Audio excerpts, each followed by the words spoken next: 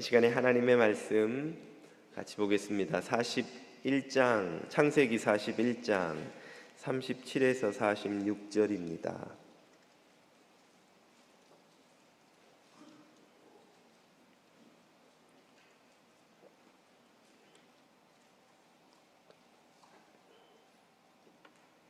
창세기 41장 37에서 46절입니다. 37절부터 자매님이 38절을 형제님이 읽어서 다 같이 읽어보겠습니다. 시작.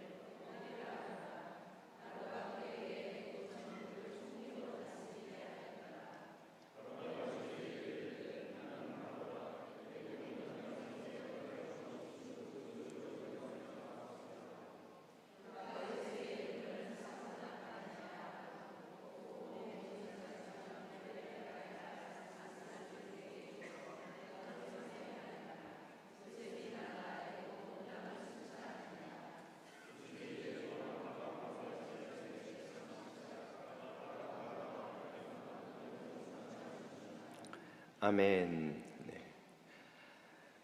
과학자들은 가까운 근래에 이 인간의 삶을 위협할 가장 위협적인 기술로 AI, 인공지능 로봇을 꼽습니다. 인공지능 로봇에는 두 가지가 있는데요. 사람이 프로그래밍해 둔 그대로만 작동하는 AI가 있고, 또 스스로 학습을 해서 계속해서 그 지식과 사고를 넓혀가는 자가학습 AI가 또 있다고 합니다. 이 AI 기술이 사람을 위협하는 이유는 너무나 이 AI 로봇의 성능이 뛰어나기 때문에 우리 인간들이 지금 하고 있는 대부분의 일을 이 로봇들이 대체할 수 있다는 것입니다. 우리가 하는 일을 로봇이 대신해주면 좋을 것 같다, 그렇게 생각하기 쉽지만 문제는 우리가 지금 하고 있는 대부분의 직업들을 이 AI 로봇이 대신해서 더 이상 인간이 일할 수 없게 되는 상황이 올 거라는 것이죠. 과학자들은 한 20년 내에 현재 있는 직업의 80%를 AI 로봇이 대체할 것이다, 이렇게 전망하고 있습니다. 여러분, 20년이면 정말 금방입니다. 이민 오신 지 20년 되신 분들 계시죠? 얼마나 오래됐던가요? 그냥 이민국 통과해서 눈 몇 번 깜빡한 것 같은데 20년이 후다닥 지나가 버리신 분들 많이 계시죠? 그렇게 몇 번 더 눈을 깜빡하면 우리의 직업의 80%가 사라진단 말입니다. 여기 계신 분들 중에 많은 분들이 은퇴하시기 전에 그 자리를 AI 로봇에게 넘겨주셔야 할 분들이 저를 포함해서 상당수 계시고, 더 문제는 우리의 자녀들이죠. 저는 요즘 새아이를 보면서 쟤들이 졸업할 때쯤에는 과연 직업이라고 할 만한 게 남아있을 것인가 하는 걱정이 드는 것입니다. 아마존의 물류 창구와 같은 곳에서는 이미 상당수의 직원들이 해고되고 그 자리를 AI 로봇이 대신하고 있습니다. 물류 창고 정리는 로봇이 훨씬 잘한다는 거예요. 그런 단순 노동뿐 아니라 전문직도 거의 대부분 AI 로봇으로 대체될 수 있고, 또 로봇이 사실상 더 잘한다고 합니다. 중국에는 이미 AI 로봇에 의해서 진찰을 받고 그 로봇 의사의 진단에 의해서 이런저런 치료를 받는 인구가 1,000만을 넘어섰다고 하죠. 뭐 의사, 뭐 로이어, 무슨 세무사, 뭐 우리가 소위 전문직이어서 사람 훈련된 사람만이 할 수 있으리라 생각되는 그런 직업들을 사실은 AI가 훨씬 잘한다는 것이죠. AI 의사는 오진율도 거의 없답니다.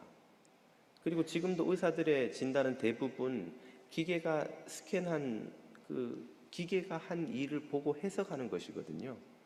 그런데 AI 로봇이 스스로 생각하고 학습하고 분석할 수 있는 능력을 갖게 되면 오류도 없이 정확히 분석해낼 수 있게 되어서 인간 의사보다 훨씬 낫다는 것이죠. 이런 식으로 거의 대부분의 잡이 로봇으로 대체되면 정말 이제는 소수의 자본을 독점한 몇몇 부자들을 제외하고는 생계를 이어갈 방법조차 없는 그런 세계가 머지않아 도래할 것이라고 과학자들은 이구동성으로 입을 모으고 있습니다. 이 자녀들의 삶을 생각하면 참 걱정이 안 될 수가 없는 것인데요. 스탠포드 대학에서 내놓은 미국 소득 불평등 보고서를 보면 40년에 태어난 1940년생들은 그 자녀들이 그들의 부모보다 더 많은 소득을 올릴 가능성이 실제로 올린 퍼센테이지가 90%입니다. 10명 중 9명은 엄마 아빠보다 자녀들이 돈을 더 벌었다는 거예요. 그런데 40년이 지난 1980년생은 그 부모보다 돈을 더 번 사람들이 50%밖에 안 됩니다. 즉 2명 중에 1명은 부모님, 아버지, 어머니보다 그 아들, 딸들이 돈을 더 적게 벌 수밖에 없었다는 거예요. 그리고 그 추세는 지금도 계속 심화되고 있습니다. 1980년에서 정확히 40년 후가 2020년, 내년, 후내년이죠. 이제 태어날 아이들 혹은 지금 태어나서 자라고 있는 아이들은 엄마 아빠보다 돈을 더 벌기가 대단히 어렵다 그 말입니다. 갈수록 실질 임금이 점점 떨어지고 있기 때문에 소득 불균형이 점점 심해지고 있기 때문에 제가 전에도 한번 말씀드렸습니다만 프랑스의 세계적인 경제학자이자 석학으로 꼽히는 토마스 피케티 21세기 자본이라는 책으로 유명하죠. 그가 미국 불평등에 관해 낸 책에 보면 1980년대를 기점으로 미국의 소득 불평등의 지수가 대공황 직후만큼 치솟았습니다. 그 말은 전에도 제가 말씀드렸죠. 1970년대에는 미국에서 아빠 혼자 돈 벌어서 집 사고 아이들 대학 보내고를 다 했어요. 다 해결했어요. 그런데 이제 엄마 아빠가 나가서 맞벌이를 해도 그때의 생활 수준을 유지하지 못한다는 것이죠. 왜냐하면 노동자의 임금, 실질 임금이 점점 줄고 있기 때문에 이런 상황을 생각하면 이 지금 자라는 저 아이들에게 어떤 미래가 펼쳐질 것인가. 소득 불균형도 문제인데 이제 그마저도 AI가 나타나서 로봇이 일자리를 다 대체해버리면 과연 저 아이들이 공부를 해서 뭘 먹고 살 잡이 있겠는가 하는 이런 걱정을 안 할 수가 없는 시대를 우리가 살아간다는 것입니다. 여러분은 혹시 그런 걱정 해보신 적 없으신지요? 저와 똑같지는 않겠지만 아마 자녀들의 미래에 대해서 걱정 안 해보신 분은 없으시리라 생각됩니다. 이런 문제를 비롯해 우리 개개인에게 이 사회에, 이 국가의 온갖 산적한 현안들이 우리의 머리를 찌끈거리게 만들죠. 이런 문제들은 과연 해결할 수 없는 것인가?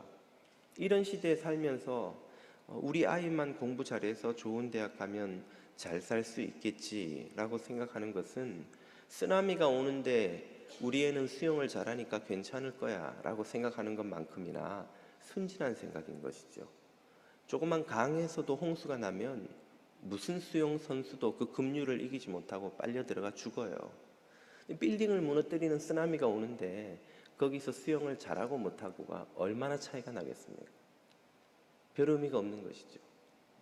과연 이런 고민거리들, 이런 무거운 짐들을 우리는 해결할 수 있을 것인가? 우리는 다시 창세기 41장으로 돌아왔습니다. 오랜만에 요셉의 생애를 다시 살펴볼 텐데요. 여러분, 우리가 함께 요셉과 더불어서 감옥까지 들어갔던 것 기억나세요? 예, 한동안 절기설교를 하느라 좀 잠시 떠나 있었습니다만 아직도 요셉은 감옥에 갇혀 있습니다. 빨리 요셉을 꺼내줘야 되기 때문에 오늘은 41장을 함께 보려고 하는데요. 41장 전체를 볼 텐데 시간 관계상 성경은 일부만 읽었습니다. 요셉은 17살에 노예로 잡혀와서 13년째 지금 노예와 죄수의 생활을 이어가고 있죠. 오늘 본문은 그 와중에 이집트의 통치자인 바로가 불길한 꿈을 꾸는 것으로 시작합니다. 이 꿈 때문에 바로는 큰 근심에 사로잡히죠. 그 상황을 8절에서 한번 보십시오. 아침에 바로의 마음이 번민하여 사람을 보내어 애굽의 점술가와 현인들을 모두 불러 그들에게 그 꿈을 말하였으나 그것을 바로에게 해석하는 자가 없었더라. 바로가 이 꿈을 해석하기 위해서 이집트의 모든 지성인들이죠, 당대의 지식인들이죠, 그 당시에 이 지식인들을 다 끌어모았는데도 그 꿈이 무엇인지 의미를 해석하지를 못합니다. 바로가 누구입니까? 당대 최강 제국 이집트의 최고 권력자입니다. 그리고 그 권력자의 힘으로 끌어모은 이집트의 모든 지식인들, 당시는 극소수의 귀족들만이 글을 읽을 줄 알았어요. 글을 읽고 천문을 해석하고 이 상황들, 이런 것들을 분석하는 분석가들이 극소수였죠. 그들 중에서도 가장 뛰어난 이들을 모았습니다만 그들 모두가 이 꿈의 의미가 무엇인지 문제를 해결하기는커녕 그 상황의 의미조차도 이해하지 못했습니다. 이것은 무엇을 우리에게 깨우쳐 주나요? 우리 인생사의 문제를 해결함에 있어서 이 세상의 힘과 지혜라는 것이 얼마나 부질없는 것인지, 얼마나 부족한 것인지를 우리에게 깨우쳐 주는 것입니다. 우리의 삶의 온갖 문제들이 여러 가지 방식으로 찾아오지만 앞에서 말씀드린 이런 사회적 문제, 국가적 문제는 고사하고라도 우리 개개인의 삶에 닥쳐오는 문제들조차도 풀기가 얼마나 어려운지 몰라요. 제가 말씀드렸죠. 저희 셋째 진리를 이제 1학년 1년도 채 엘리멘터리를 보내지 않았는데 벌써 선생님으로부터 레터를 3장을 받았어요. 그리고 제가 누굽니까? 목사잖아요. 목사가 가정을 잘 다스리지 못하면 어찌 교회를 섬기리요. 제가 그 아이를 훈육해 보겠답시고 얼르고 달래고 가르치고 훈계하고 다 쓸데없는 짓이에요. 안 돼요. 7살짜리 아이 하나도 어떻게 할 수가 없어요. 7살짜리 아이도 내 자식인데도 뜻대로 안 되는 거예요. 목사인데도 권위가 안 써요. 내 아빠가 목사인데 뭐 어쩌라고. 목사면 뭐. 목사가 밥 먹여주냐는 뜻으로 목사고 뭐고 소용없어요. 7살짜리한테는. 이게 자녀 교육도 이렇게 내 뜻대로 되는 게 아니구나. 절대 쉬운 게 아니구나. 저는 첫째, 둘째를 좀 쉽게 키운 편이라서 우리가 자녀 교육을 잘하는 줄 알았어요. 하나님의 놀라운 은혜였다는 사실을 깨달았습니다. 이게 엄마 아빠가 잘하고 못하고의 문제가 아니구나. 이게 아이가 타고나는 것도 상당 부분 원인이 어떤 이유가 되는구나. 자녀 교육도 뜻대로 안 돼요. 우리가 풀어야 되는 수많은 문제들을 풀 능력이 없다는 것을 실감하는 때가 참 오는 것이죠. 이런 사실을 깨달을 때 우리는 하나님 앞에서 겸손하게 됩니다. 기고만장하지 않고 우리가 하나님의 자리에 설 수 없다는 사실을 늘 깨닫게 되죠. 바로가 그렇게 근심에 사로잡혀 있으려니 그의 신하 중에 한 사람인 술 맡은 관원장이 자신이 예전에 감옥에 있을 때 만났던 요셉이라는 꿈을 해몽해 준 젊은이에 대한 이야기를 합니다. 바로가 그래서 그를 급히 불러오게 하죠. 그 장면이 14절입니다. 이에 바로가 사람을 보내어 요셉을 부르매 그들이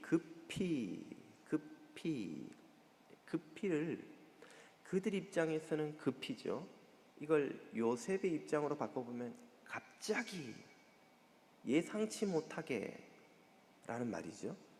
급히 그를 옥에서 내놓은지라 요셉이 곧 수염을 깎고 그의 옷을 갈아입고 바로에게 들어가니 요셉의 입장에서 무슨 일이 일어났는지를 한번 생각을 해보세요. 오늘도 지난 13년과 다름없이 어둡고 춥고 악취나고 쥐떼와 벌레들이 기어다니는 지네와 바퀴벌레가 기어다니는 오물이 썩어 들어가는 냄새가 진동하는 그 감옥에서 눈을 떴습니다. 주님, 오늘도 어제와 같은 하루로군요. 얼마나 더 기다려야, 얼마나 더 기도해야 주님이 저를 이 감옥에서 꺼내주실까요? 그렇게 기도하며 시작한 아침에 갑자기 옥문이 시끌벅적하더니 화려한 옷을 입은 관리들이 달려와서 문을 열라고 명하고는 요셉더러 나오라는 거예요. 그리고는 나갔더니 그의 수염을 깎이고 아마도 씻겼겠죠. 거기 감옥 생활이 얼마나 악취나는 곳이었겠어요. 씻기고 옷을 입히고 바로 앞에 데려갔더니 그날로 이집트의 총리가 되는 일이 일어난 거예요. 요셉이 그렇게 간절히 기도하고 간구하고 기다리고 주님 앞에 눈물로 부르짖었던 일들이 어떻게 일어났습니까? 갑자기 예상치 못하게 전혀 기대하지 못한 날 일어난 것입니다. 주님 앞에 고난 가운데서 부르짖으며 호소하는 의인의 구원은 이렇게 갑자기 일어난다는 사실을 여러분 믿으시기를 바랍니다. 기고만장하고 승승장구하며 언제까지라도 망하지 않을 것 같은 악인의 멸망도 이렇게 갑자기 일어날 것입니다. 그리고 우리 주님의 다시 오심도 아무도 예상치 못한 그때에 갑자기 일어나게 될 것입니다. 그래서 예수님이 누가복음 17장 24절에서 이렇게 말씀하시죠. 번개가 하늘 아래 이쪽에서 번쩍이어 하늘 아래 저쪽까지 비침같이 인자도 자기 날에 그러하리라. 아멘. 아무도 예상치 못하고 기대치 못하는 그런 상황에서 주님의 구원은 갑자기 일어나는 거예요. 이 말은 곧 그 구원의 순간이 오기 직전까지는 상황이 어떠했다는 말입니까? 도저히 그런 일이 일어날 것 같지 않았다는 말이에요. 도무지 이 기도의 제목이 응답될 것 같지 않습니다. 도무지 이 불의한 상황이 바뀌지 않을 것 같아요. 도무지 저 악인의 횡포가 멈추지 않을 것 같아요. 도무지 나의 부르짖음이 응답되지 않을 것 같아요. 그러다가 갑자기 주님의 구원이 옵니다. 그러므로 그 때를 기다리는 성도의 믿음이란 어떤 것일까요? 도저히 일어날 것 같지 않은 일이 일어날 것 같지 않은 상황에서 주님의 약속을 믿는 인내하는 믿음, 그것이 성도의 믿음이란 말이죠. 여리고성이 어떻게 무너졌는지를 보십시오. 주님이 여리고성을 기이한 방식으로 무너뜨리세요. 가나안 땅에 들어가거든 만나는 첫 번째 성 여리고를 하루에 7바퀴씩 돌고 7일 동안 돌라는 거예요. 아니, 전쟁을 하려면 창을 들고 진열을 갖추고 성을 공성전을 해야지. 거길 빙글빙글 돈다고 뭐 강강수월래도 아니고 말이죠. 여리고가 무너지겠냐는 거예요. 첫째 날 7바퀴를 돌았습니다. 무너지기는커녕 모래알 하나도 성에서 안 떨어져요. 그 견고한 겹으로 된 돌 성벽이 끄떡도 하지 않는 거예요. 둘째 날 또 7바퀴를 돕니다. 셋째 날 돕니다. 넷째 날 돕니다. 여섯째 날까지 돌았는데도 아무 일이 없어요. 여호수아서를 보면 그렇게 도는 동안 회중들로 하여금 입 밖에 어떤 말도 내지 못하게 만듭니다. 왜 그렇게 했을까요? 만약 자유롭게 하고 싶은 말 다 하게 해줬으면 그 6일 동안 돌 수 있었을까요? 도는 동안 사람들이 여호수아가 미쳤어 지금. 아니 이 성을 지금 우리가 창칼 들고 덤비든지 뭐 공성전을 해도 지금 이 견고한 성을 무너뜨릴까 말까인데 여길 아무것도 안 하고 빙글빙글 돈다고 이게 무너져? 여호수아가 미친 거야. 우리가 여호수아 쫓아가다가는 망해. 여호수아 쫓아내고 딴 사람으로 바꿔. 아마 쿠데타가 일어나서 여호수아는 목이 달아났을지도 몰라요. 교만하고 폐악하고 12명의 정탐꾼이 돌아왔을 때 모세와 지도자들을 돌로 쳐 죽이자고 했던 그 백성들이 여호수아도 죽이려고 했을지도 몰라요. 그들의 불신앙이 삽시간에 온 회중에 전염되어서 하나님의 이 명령을 수행하지 못했을지도 모릅니다. 그래서인지 이 여리고 성을 도는 동안 입을 열지 못하게 해요. 마지막 날 7바퀴를 돌라고 하는데 첫 번째, 두 번째, 세 번째 7일째 6바퀴를 돌았는데도 아무 일도 없어요. 금도 안 가요. 흙먼지도 하나 안 떨어져요. 이게 우리가 뭐 하는 거예요 지금? 이렇게 해서 무슨 성을 어떻게 우리가 공략을 하고 이긴단 말이야. 마지막 7바퀴째를 돌아서 마지막 사람이 다 돌아와 여호수아의 명령을 따라 일제히 함성을 지르는 그 순간까지 아무 일도 일어나지 않아요. 아니 좀 합리적으로 하나님이 일하시려면 첫날에는 위에 돌 몇 개 떨어지고 둘째 날에는 금이 가고 셋째 날에는 좀 이렇게 한쪽 구석이 돌이 좀 이렇게 모래가 흩어지는 게 보이고 이래야 도는 사람들이 믿음이 생길 거 아니에요. 아 되는구나 이게 먹히는 방법이구나. 그런데 아무 일도 일어나지 않는단 말이에요. 그런데 7바퀴를 돌라는 거예요. 왜 하나님이 그런 일을 시키실까요? 두 번째 성인 아이성부터는 상식적인 방식으로 전투를 하라고 명령하세요. 그 다음 모든 성은 다 전투해서 무너뜨립니다. 굳이 첫 번째 성 여리고만 전투하지 않고 그렇게 돌라고 하는 이유가 뭐예요? 두 가지를 가르쳐 주시기 위함이죠. 첫 번째는 이 전쟁은 너희가 하는 것이 아니고 여호와 하나님 내가 하는 것이다. 너희가 싸워 이기는 것 같지만 사실은 내가 이기게 하는 것이다 라는 것을 가르쳐 주는 것이고, 두 번째는 그러므로 너희에게는 끝까지 나를 믿는 믿음이 필요하다. 어떤 상황에서도 아무리 돌아도 무너지지 않을 것 같은 이 성을 돌라고 하는 이 황당한 이야기를 명령이랍시고 하는 여호와를 끝까지 믿어야 하는가 하는 그 상황에서 나를 마지막까지 믿는 믿음이 너희에게 필요한 것이다. 그걸 가르쳐 주시기 위함이죠. 바로 오늘 우리가 살아가는 삶이 이 여리고성을 도는 것과 같습니다. 말씀을 쫓아 살아가는데 불의의 성벽은 무너지지 않아요. 기도 응답의 성벽도 무너지지 않아요. 내 삶의 구원도 무너져서 이루어지는 게 보이지 않아요. 그런데 약속을 믿고 어떻게 끝까지 믿음으로 인내하며 살아간단 말입니까? 마지막 순간에 갑자기 예상치 못할 때에 주님의 때에 주님의 방법으로 이루어지는 것을 믿을 수 있느냐고 주님은 우리에게 묻고 계시는 거예요. 그래서 예수님이 바로 다음 장인 18장 누가복음에서 뭐라고 말씀하십니까? 내가 너희에게 이르노니 속히 그 원한을 풀어주시리라. 그러나 인자가 올 때에 세상에서 믿음을 보겠느냐 하시니라. 아멘. 그런 믿음을 보기가 쉽지 않다는 거예요.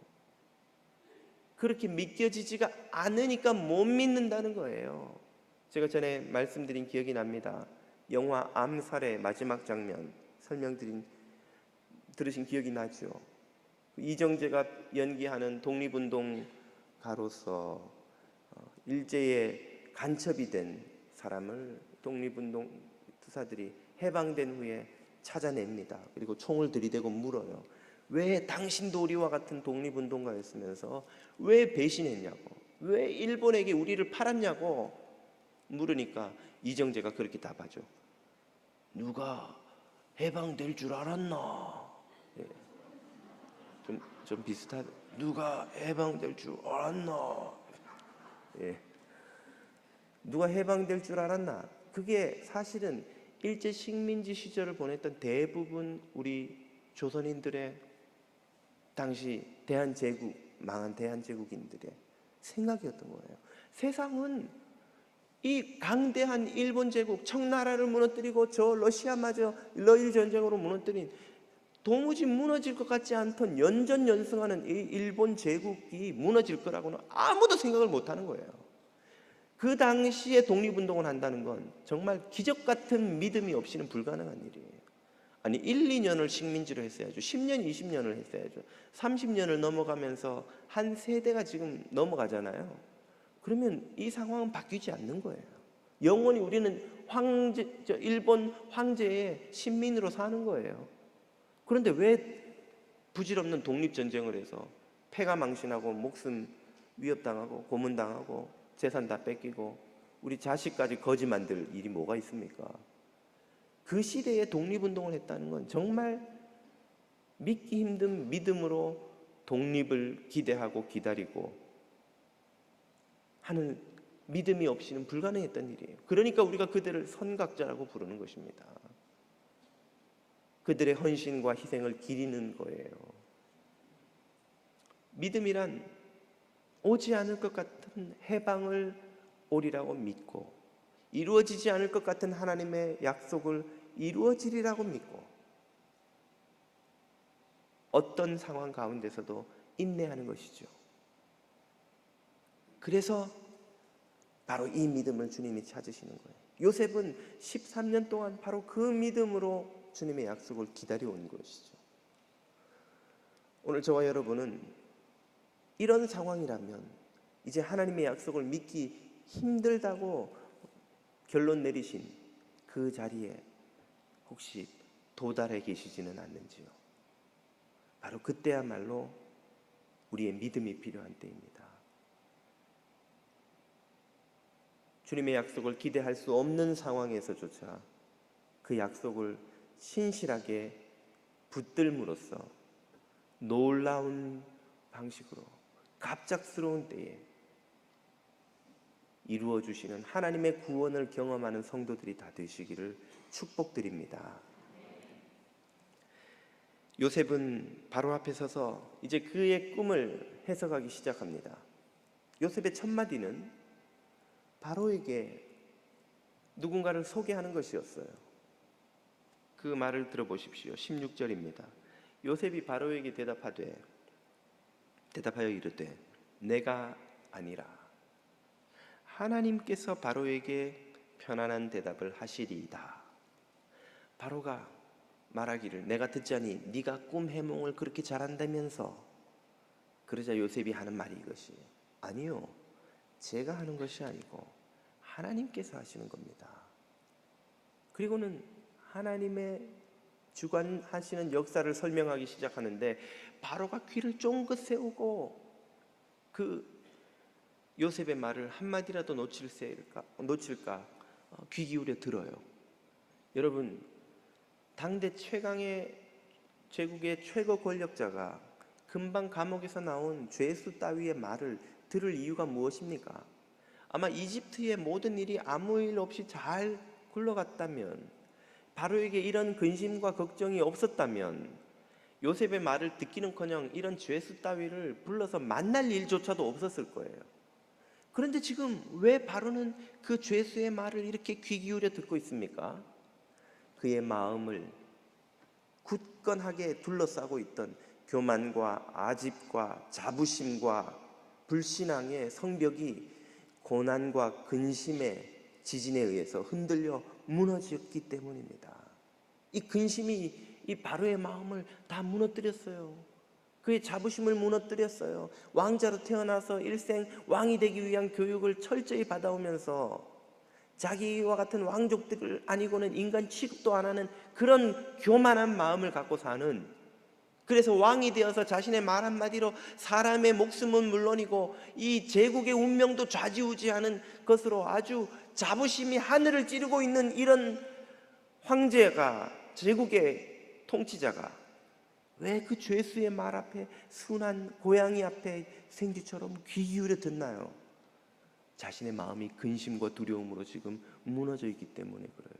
하나님이 주신 꿈으로 인해서 그 마음이 지금 두려움에 사로잡혀 있기 때문에 그런 것입니다. 바로 이때가 복음을 전할 때인 것입니다. 여러분, 교만한 사람들의 마음이 겸손하게 낮아지는 때가 있어요. 사람들의 마음을 가로막고 있던 견고한 방어막이 깨어지고 틈이 생기는 때가 있습니다. 바로 고난의 때예요. 근심의 때예요. 그가 염려하고 두려워할 때예요. 여러분, 한국에 가면 증산도의 그 도를 아십니까? 이런 분들이 지하철역마다 막 전도하는 거 아세요? 지나가면 좀 얼굴이 그래도 괜찮게 생긴 사람들한테 찾아가요. 저는 자주 만나요. 그래서 그런 사람들 찾아가서는 얼굴에 덕이 많으시다고, 이렇게 덕이 많고 복이 많은 분인데 애군이 껴서 이 기운을 막고 있다고, 이런 저런 황당한 소리를 듣고 누가 쫓아갈까? 쫓아가면 애군을 제거하기 위해 제사를 지내야 된다 그래요. 제사값은 20만 원이에요. 좀 얼굴이 어리숙하고 착하게 보이면 50만 원을 불러요. 좀 먹힌다 싶으면 100만 원을 불러요. 부르는 게 값이에요. 그러면 누가 그런 바보 같은 소리를 듣고 돈을 내고 제사 지내고 나올까 싶지만, 증산도 전도하는 사람이 되게 많아요. 그 말은 먹고 살만하다는 뜻이에요. 거기 돈 주고 나오는 사람들이 있다는 뜻이에요. 누가 주고 나올까요? 마음이 무너진 사람들이에요. 마음이 근심과 걱정에 사로잡힌 사람들이에요. 일도 안 풀리고 뜻대로 안 되고 걱정은 쌓이고 막 걱정 근심 속에서 집으로 가는데 누가 곁에 와서는 얼굴에 덕이 많으세요. 복이 많은 분이에요. 아이고 안타깝습니다. 그러면 지푸라기라도 잡는 심정으로 귀가 솔깃해지는 거예요. 이렇게 하면 뭐라도 좀 해결될까? 마음이 근심이 많으면 귀가 얇아져요, 사람이. 그리고 귀가 얇은 사람들이 세상에는 너무너무 많습니다. 한국의 목사를 한 14만 정도 봅니다. 무속인들은요, 공식적으로 등록된 사람만 30만 정도 보고, 비등록 무속인들, 점장이 무당 다 하면은 한 100만 가까이 봐요. 목사보다 무속인이 훨씬 많단 말이에요. 그 사람들이 어떻게 그렇게 많이 존재할 수 있을까요? 찾아가서 복채 내고 나오는 사람들이 그만큼 많기 때문에 그렇습니다. 여러분, 마음이 무너지면 말도 안 되는 비합리적인 이야기도 귀 기울여 듣게 돼요. 그래서 이단과 사이비와 미신들이 사람들의 그 마음이 흔들리고 무너진 때를 놓치지 않고 사람들의 마음을 사로잡습니다. 생명의 복음을 들고 다가가야 하는 우리가 그 때를 놓칠 이유가 없는 거예요. 때를 얻든지 못 얻든지 복음을 전하기에 힘쓰라는 명을 받은 우리들이, 우리가 사랑하는 사람들의 마음이 무너지는 때를 놓칠 이유가 없는 거예요. 여러분이 정말 복음을 전하고 싶은데, 정말 사랑하는데 복음을 받아들이지 않는 사람이 있다면 좌절하실 이유가 없는 거예요. 그 견고한 마음의 벽이 무너질 때가 옵니다. 바로조차도 겁에 질려서 어떻게 하면 좋을까 사방으로 도움을 구하는 때가 오는 것처럼, 아무리 많이 배운 박사요, 많이 번 부자요, 높은 인기를 누리는 어떤 인기인이라 할지라도, 아무리 성공한 사람이라 할지라도 마음의 두려움은 항상 찾아오는 때가 있는 거예요. 전에 한 몇 년 전입니까? 부흥회 강사로 오신 한국의 어느 목사님이 그 교회에 이름만 대면 아는 유명한 연예인이, 인기인이 막 다닌다고 막 제가 사인 받아드리겠다고 했던 거 기억나세요? 그 연예인이 한밤중에 전화 온다는 거예요. 새벽 2시, 3시에. 목사님, 저 잠을 못 자겠어요. 왜? 네가 뭐가 부족해서 잠을 못 자? 요즘 TV만 틀면 네 이름 나오던데. 잠이 안 와요. 불안합니다, 목사님. 언제 이 인기가 날아갈지 몰라요. 사실은 목사님한테 말 못한 일들이 많아요. 밤새 상담한다는 거예요. 목사님 피곤해 죽겠는데 도대체 저 잘난 유명한 연예인이, 이름만 대면 아는 연예인이 뭐가 부족해가지고 밤잠을 못 자고 저렇게 끙끙댈까? 우리 생각에는 돈도 우리보다 몇십 배, 몇백 배를 벌고 인기도 있고 잘생겼고 뭐 부족할 게 없을 것 같은데, 아무리 많이 가져도 하나님이 채우지 못하는, 하나님이 아니면 채울 수 없는 그 빈 공간의 염려와 불안과 근심은 인간이 해결할 수 없는 거예요. 바로라도 안 되는 거예요. 그거는 미국의 대통령이라도 안 되는 거예요. 무슨 빌 게이츠와 같은 부자라도 소용없는 거예요. 누구나 마음에 지진이 일어나서 그 견고한 마음의 벽이 무너지고 금갈 때가 오는 겁니다. 그러므로 우리가 사랑하는 사람들이 복음을 모르고 있다면 그를 위해 기도해야 돼요. 그가 마음이 흔들려서 견고하게 복음을 가로막고 있던 마음의 생각과 태도가 깨어지고 열리는 그때에 내가 곁에 있고 내가 그에게 복음을 전할 수 있게 해주십시오라고 기도하고 있어야 되는 거예요. 그러면 그때가 오는 것이죠. 자녀들을 위해 많은 교우들이 기도하시죠. 목사님, 우리 애가 학교를 졸업하더니 교회 안 나와요. 어떻게 하면 좋아요? 지금은 세상 일에 바쁘고 여러 가지 이유로 그럴 수 있어요. 그러나 그 자녀에게도 어머니의 찬송과 기도가 생각날 때가 옵니다. 어머니가 가던 그 교회가 생각날 때가 오는 거예요. 모니카가 아들을 위해서 그렇게 간절히 기도해도 변화되지 않던 방탕한 아들로 인해서 암브로시우스 주교를 찾아가 우리 아들을 어떻게 하면 좋습니까? 주교님 하고 우니까 암브로시우스가 그에게 그렇게 말하죠. 기도하는 어머니의 자식은 결코 망하는 법이 없습니다. 그 말을 들은 모니카가 마치 한나의 심정으로, 사무엘의 어머니 한나의 심정으로 돌아갔어요. 마침내 그 어머니의 기도로 그 아들이 변화되어 초대교회의 가장 위대한 교부 어거스틴이 되죠. 사랑하는 교우 여러분, 때가 오는 줄 믿으시기 바랍니다. 아무리 교만한 사람도 하나님 앞에서 흔들릴 때가 와요. 그때가 우리가 복음을 전할 때입니다. 요셉은 바로의 꿈을 해석해 가면서 그가 어떻게 이 자리에 서게 되었는지를 그의 말을 통해서 잘 드러냅니다. 한마디로 요약하자면 그것은 철저히 하나님의 주권을 믿는 하나님 중심적인 삶이었어요. 바로가 자기의 꿈을 요셉에게 해석해 보라고 하자 요셉은 이미 16절에서 그 꿈을 해석해 주실 분은 하나님이시라고 말하죠. 그리고 나서 25절에서는 또 이렇게 말합니다. 요셉이 바로에게 아뢰 때 바로의 꿈은 하나라. 하나님이 그가 하실 일을 바로에게 보여주신 것입니다. 꿈을 꾸게 된 것도 하나님의 계획입니다. 이 말이죠. 28절입니다. 내가 바로에게 이르기를 하나님이 그가 하실 일을 바로에게 보이신다 함이 이것이라. 그게 무슨 뜻인지 지금 설명하는데요. 32절 바로께서 꿈을 2번 겹쳐 꾸신 것은 하나님이 이 일을 정하셨음이라. 하나님이 속히 행하시리니 하나님이 지금 무언가 일하고 계십니다. 하나님이 지금 이 모든 상황을 다스리고 계십니다라고 선언하고 있는 거죠. 다시 말해 요셉의 말과 생각과 태도의 중심에는 철저히 하나님이 자리 잡고 계십니다. 하나님 중심의 삶을 살아온 거예요. 요셉이 지금 바로 앞에 섰다고 이때까지 하나님과 아무 상관도 없이 살다가 갑자기 바로 앞에 서서 내가 다 꿈을 해석해 준다 그러면 교만해 보이겠지? 그러면 하나님이 하셨다고 그냥 말하자. 이렇게 나오는 말이 아니라는 거예요. 그렇게는 이런 말을 할 수가 없어요. 하나님을 생전 의지하지 않던 사람에게 하나님께 영광을 돌려보라 그러면 그게 말이 나오는지 여러분 한번 해보세요. 하나님이 다 하셨습니다. 말하면서 말꼬리가 흐려져요.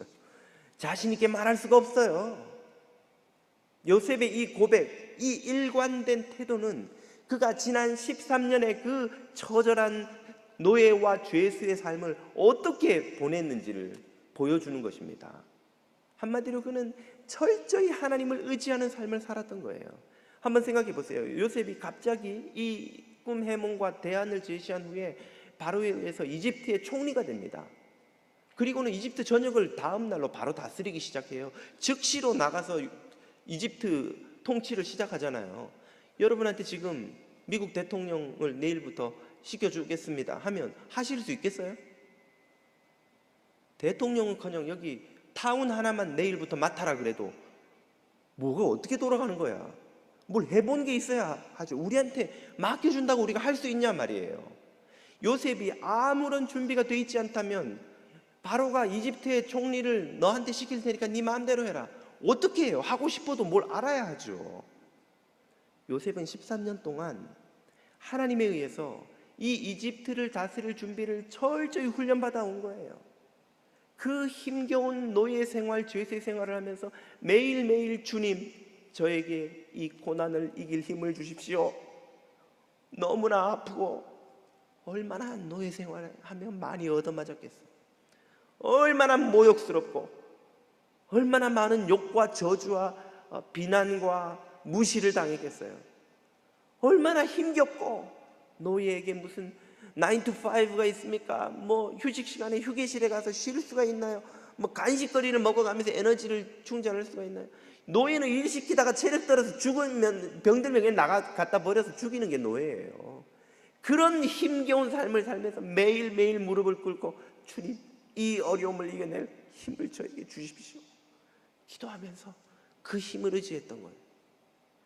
그렇게 일하는 요셉을 보고 보디발이, 저놈 눈에 뜨이는데 너 이리 와봐라. 일을 시켰고 이것도 시켜보고 저것도 시켜보고, 시킬 때마다 요셉은, 주님, 이 일을 하나님의 지혜로 감당할 수 있게 해주십시오. 다 처음 해보는 거니까. 이 밭 한번 갈아봐. 밭 그럼 열 밭을 뭐라고 합니까? 열맞이기를 네가 책임져봐. 야, 여기 지금 밭일하는 노예들 전부 네가 관리해봐. 그거를 시킬 때마다 요셉은 하나님께 지혜를 구하는 거예요. 주님, 어떻게 하면 됩니까? 어떻게 제가 이 노예들이 화내지 않고 다치지 않고, 이들을 성실하게 일시키면서도 이들에게 먹을 것을 제대로 주면서도 주인 보디발을 기쁘게 하고 그가 내게 맡긴 일을 많은 수확을 거두게 하고 할 수 있을까요? 그렇게 기도하다가 그 모든 일을 감당하는 것을 보고 보디발이 그를 가정 총무로 세운 거예요. 우리 집은 네가 다 관리해라. 야, 감옥에 들어가서도 간수들이 굳은 일을 할 사람이 필요하잖아요. 자기들은 음식을 밖에서 가져오면 그걸 일일이 죄수들에게 나눠주고 죄수들을 통제할 사람이 필요하니까 누군가를 세워야 되는데, 그놈이 눈에 뜨이는 거예요. 네가 이거 해볼 거야? 어떻게 간수가 들고 온 이 부족한 음식을 저 많은 죄수들에게 불평불만 없이 똑같이 잘 나눠줄 것인가? 여러분, 경계에 실패한 군인은 용서받아도 배식에 실패한 군인은 결코 용서받지 못합니다. 아니, 음식을 막 퍼줬는데 마지막 한 분대가 줄 밥이 없어요. 난리 나요. 그날 밤은 폭동이 일어나는 거예요. 죄수들에게 밥을 한쪽만 앞에 많이 주고 이쪽은 안 주고 해봐요. 막 폭동 나서 난리 나죠. 어떻게 하면 이 죄수들과 간수들 사이가 갈등을 일으키지 않으면서, 저 간수들을 화나게 만들지 않으면서, 화나면 죄수들을 때리니까 어떻게 하면 이 죄수들을, 그 죄스러운 사람들이 뭐 멀쩡한 정상적인 인격을 갖고 거기 갇혀 있는 사람들이 얼마나 되겠어요? 이 사람들을 어떻게 잘 돌보고 타이르고 해서 서로 싸우지 않게 하고, 어떻게 이 사람이 게을러서 아무것도 안 하고 여기서 그냥 죽기만 기다리는 사람들에게 저 오물을 청소하게 하고, 그래도 기어다니는 쥐들을 잡아서 음식이 축나지 않게 하고, 이 온갖 일들을 요셉이 마주칠 때마다 주님 앞에 무릎 꿇고 기도하는 거예요. 주님, 어떻게 하면 되나요? 그리고 그 얻은 지혜로 보디발의 집을 돌보듯이, 감옥을 돌보듯이 그렇게 경영하는 것을 요셉이 배운 것입니다. 그러니까 바로가, 이게 도대체 어떻게 된 일이냐? 하나님께서 지금 일하고 계시는 겁니다. 저는 확실히 압니다. 제 삶을 하나님이 지키시면서 얼마나 많은 놀라운 일을 행해 오셨는지 저는 알고, 지금 바로가 꾸신 꿈이 뭔지, 어떻게 해야 되는지 하나님께서 다 가르쳐 주십니다. 하나님께 완전히 훈련된 사람이었던 거예요. 그래서 그는 이 이집트 전역을 다스릴 수가 있었던 것입니다. 얼마나 하나님 중심적인 삶을 살았는지요. 오늘 우리 그리스도인이라는 이름은 그리스도를 중심으로 사는 사람들이란 뜻이에요. 저와 여러분의 생각과 태도와 모든 행함 가운데 그리스도가 계시기를 축복드립니다. 무슨 말을 하든지, 무슨 일을 하든지, 무슨 봉사를 하든지 그리스도의 힘으로 하는 것처럼 하라. 그리스도께서 주시는 그 힘이야말로 우리를 참 그리스도인 되게 하고 요셉처럼 준비시키는 것이죠. 요셉의 모습은 참으로 놀라운 변화를 보여줍니다. 요셉이 바로 앞에 서서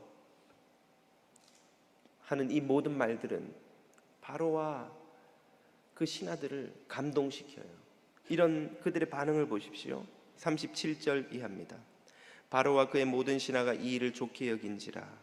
바로가 그의 신하들에게 이르되 이와 같이 하나님의 영에 감동된 사람을 우리가 어찌 찾을 수 있으리요 하고 41절 바로가 또 요셉에게 이르되 내가 너를 애굽 온 땅의 총리가 되게 하노라 하고.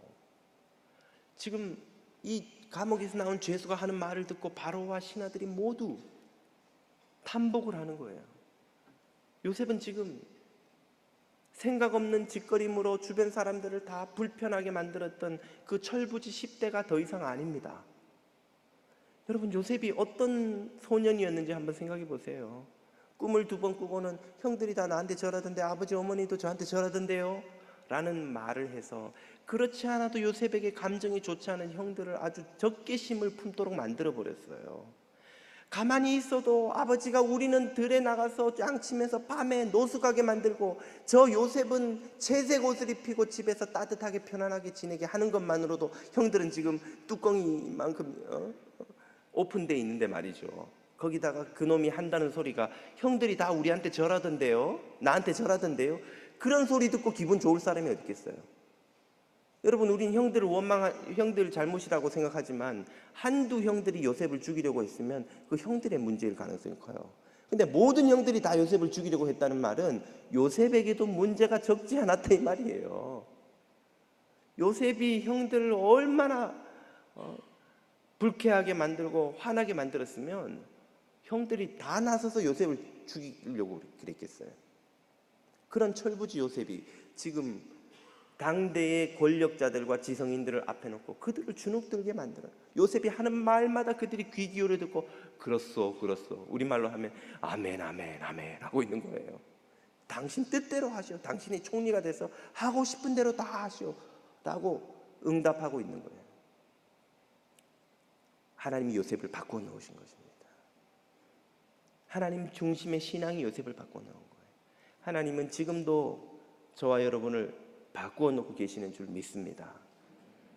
제가 한 번씩 예전 어린 시절 생각을 쭉 해보면 갑자기 막 얼굴이 화끈거릴 때가 있어요. 내가 그런 부끄러운 참 부족한 인간이었구나. 그 내용이 무엇인지는 상상하려고 하지 마세요. 말씀도 드리지 않습니다. 괜히 제가 말씀드렸다가 우리 목사가 저런 사람이었어, 이 교회 계속 다녀야 되는지 내가 정말 고민이 되네, 시험에 드실까봐 차마 제가 제 입으로 말씀은 못 드리겠어요. 근데 한 번씩 그런 생각할 때마다 제가 막 뭐랄까요, 이상한 감정을 느낄 때가 있어요. 그런 인간이 여기서 목사가 되어 있다니, 하나님의 은혜가 이런 것이로구나. 여러분은 혹시 그런 느낌 가지실 때 없으세요? 우리는 다 번듯하게 입고 목사요, 장로요, 권사요, 집사요 이렇게 다 서로 부르고 이렇게 온화한 웃음으로 인사하니까 굉장히 거룩한 사람처럼 보이지만 사실상 우리의 저 깊은 뿌리에는 우리가 다 드러낼 수 없는 부끄러운 것들이 너무너무 많아요. 그런데도 오늘 이 모습으로 살아갈 수 있게 해주신 것 하나님의 일하심인 줄로 믿습니다. 그리고 마침내는 예수 그리스도를 닮은 하나님의 형상대로 창조된 그 아름다움을 회복한 거룩한 백성으로 주님이 빚어내실 것을 믿습니다. 그런 사람에게서 나오는 지혜가 바로 이 요셉이 내놓은 지혜인 거예요. 그가 무슨 지혜를 말해줍니까? 이제 7년 동안 대풍년이 올 텐데 그때 나오는 엄청난 수확을 거두어 창고에 넣어놨다가 이어지는 7년의 대흉년 동안 나누어 주십시오. 놀라운 아이디어죠. 근데 언뜻 들으면 별거 아닌 것 같은데, 생각해보면 여러분 듣고 보니까 정말 당연한 거잖아요. 근데 문제는 그 당연한 거를 그 이집트의 최고 지성들이 아무도 몰랐다는 거예요. 콜럼버스의 달걀이라고 합니까? 달걀을 세워보세요. 이거 어떻게 세워요? 탁 깨서 세우니까 서잖아요. 그러면 나도 하겠습니다. 그럼 하시지 그랬어요. 그걸 누군가 할 때까지는 아무도 그 생각을 못하는 거죠.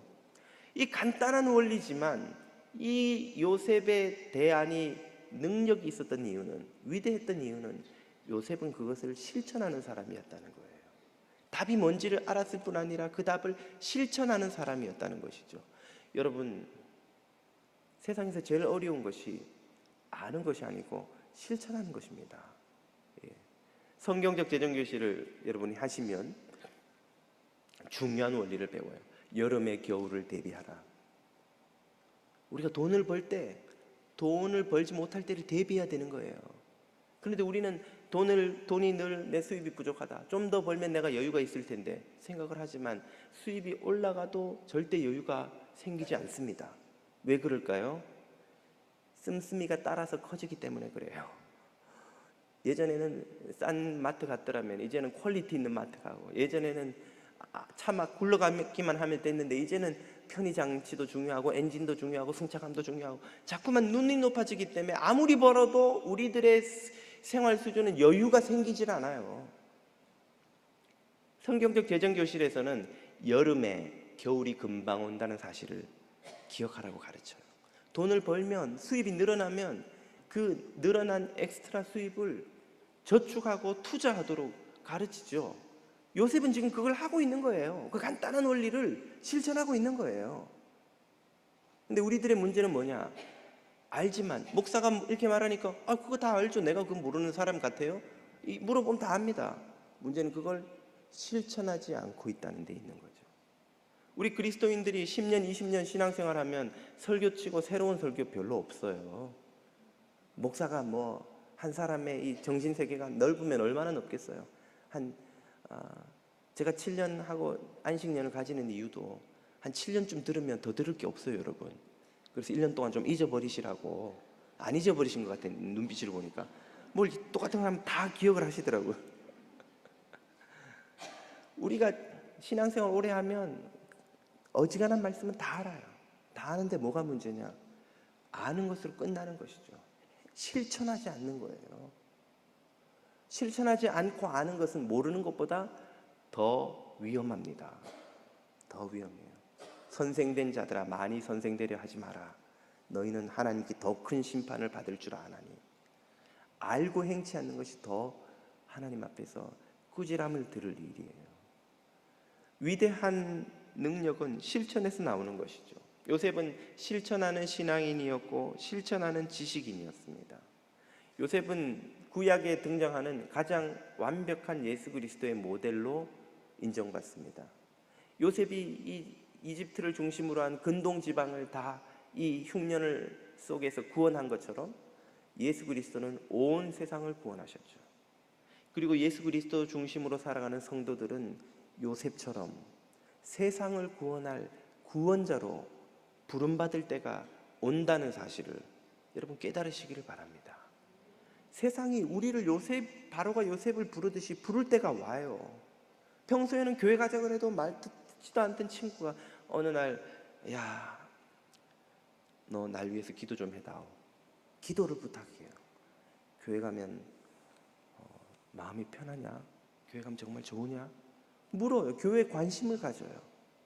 어느 날 마음이 무너져서 신앙인을 찾아요. 곁에 있는 신앙인을 찾아요. 그때 요셉처럼 준비된 자들은 불려나가서 하나님의 영광을 드러내고 세상을 구원하는 성도로 쓰임받는 거예요. 세상이 신실한 그리스도인 과학자, 그리스도인 정치가, 그리스도인 문화예술가, 그리스도인 의사, 그리스도인 변호사, 그리스도인 세무사, 그리스도인 비즈니스맨, 그리스도인 직장인들을 찾고 도움을 요청할 때가 온다는 것입니다.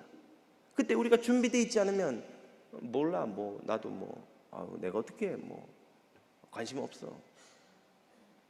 사람들이 왜 우리를 찾지 않을까요? 저는 오래 신앙생활 했는데도 찾지 않던데요. 우리가 준비되어 있지 않기 때문일 가능성이 큽니다. 사람들이 우리를 보고 도움을 요청하려다가 제가 교회 다니는 거 맞을까 생각하면 요청하지 않게 되겠죠. 그러나 하나님의 영이 함께 하신다는 것을 알게 되면 사람들은 찾을 때가 와요. 반드시 찾을 때가 옵니다. 우리 회사를 위해 좀 기도해 주시오. 김대리, 날 위해 좀 기도해 주시오. 교회 가서 날 위해 기도해 주고, 나도 교회 한번 가봐야 되나? 마음이 무너져서 진리를 찾을 때가 오는 거예요. 그때를 위해서 저와 여러분들이 준비되어 있기를 축복드립니다.